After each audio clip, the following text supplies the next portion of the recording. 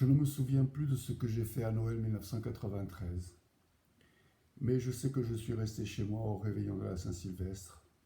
Il faisait froid, mais un soleil radieux brillait pour le premier jour de l'année. Le Mistral nous avait gratifiés d'une longue période venteuse, pendant 9 jours. Les sacs en plastique volaient dans les ruelles. Les gens se hâtaient de rentrer chez eux en serrant leur par-dessus coupevent. Dans ces moments, rien ne l'arrête, pas plus une fermeture éclair qu'une écharpe. Le froid vous pénètre jusqu'à la chair vulnérable que rien ne peut protéger.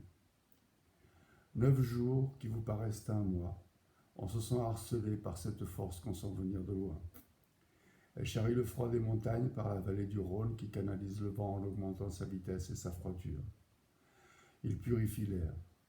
Plus de pollution, plus de nuages au ciel, seulement une clarté aveuglante pour mes yeux qui préfèrent l'obscurité. J'entrecroise les volets pour diminuer la lumière. Que faire? Rien ne sort de mes mains qui ne soit douloureux. Rien ne sort de ma tête qui ne me brûle les mains. Rien ne sort de ma bouche qui ne soit un cri, une plainte. Mes membres obéissent à peine. Tout est mou. Rien ne vaut la peine de l'énorme effort qu'il me faut fournir pour remuer ce corps sans désir. À la télé, les images défilent. Chaque nouvelle chassant l'autre sans aucun rapport, aucun sens. Rien n'a plus de sens. Je m'enferme pour me protéger, incapable de parler, et je n'ai que la douleur à partager. Le coup était assassin.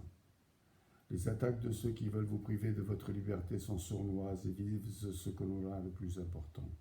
Pour moi, c'est le droit de visite de mes 2 enfants en bas âge. Ce qu'il me reste de la famille que j'ai voulu construire et qui s'est désintégrée en un instant violent. Comme un tsunami qui ne laisse derrière lui que des débris, des morceaux disparates de ce qui a existé mais qui n'a pas été assez construit solidement pour résister aux tempêtes. Tous ces débris me regardent, me reprochent et me blessent si je n'y fais pas assez attention. Quelques semaines ont suffi à mettre en place une stratégie pour me spolier. Je suis sidéré.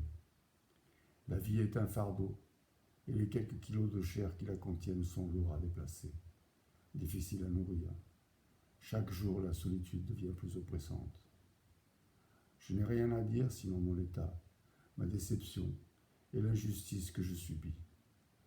Je me sens coupable tout en sachant mon innocence, et une question tourne en boucle dans mon cerveau. Qu'ai-je pu faire pour provoquer une telle accusation? J'ai été jugé sans contradiction, sans dossier de défense. Ce procès sans fondement m'a jeté dans un état mental qui frise la léthargie et l'envie de mort.